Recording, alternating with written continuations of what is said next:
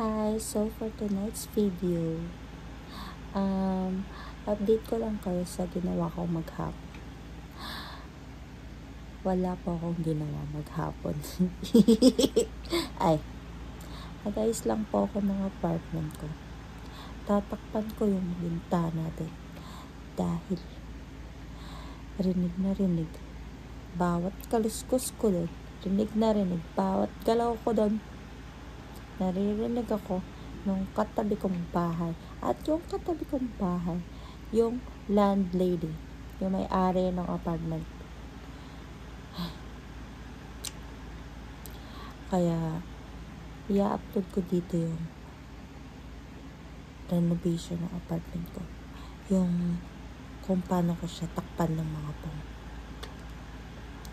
Catch you guys later. Bye! Ay, wait. So, naka-mandatory nga pala ako ngayon.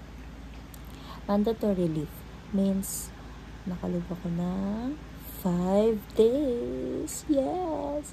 Starting yesterday until Monday. Hey! Yan. So, yan. Magtatakip-takip ako ng mga soundproof foam doon. Kukunin ko muna yung insulator, yung parang foam sa kisame para saluhin niyo yung init.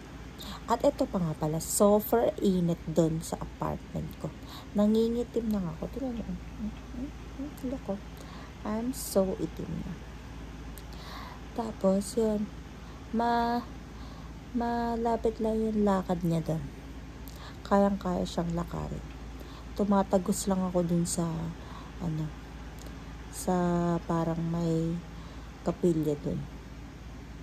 Open naman siya lagi. Sana din nila isa rin. Kasi iikot talaga ako ng malayo. Pero okay lang naman. Sakto lang naman. Okay, catch you guys later.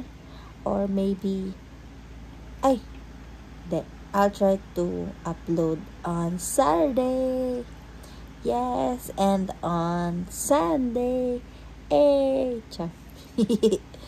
Bye guys, good night. Isa na namang walang makabaluhang araw bukas. Yes. Bye.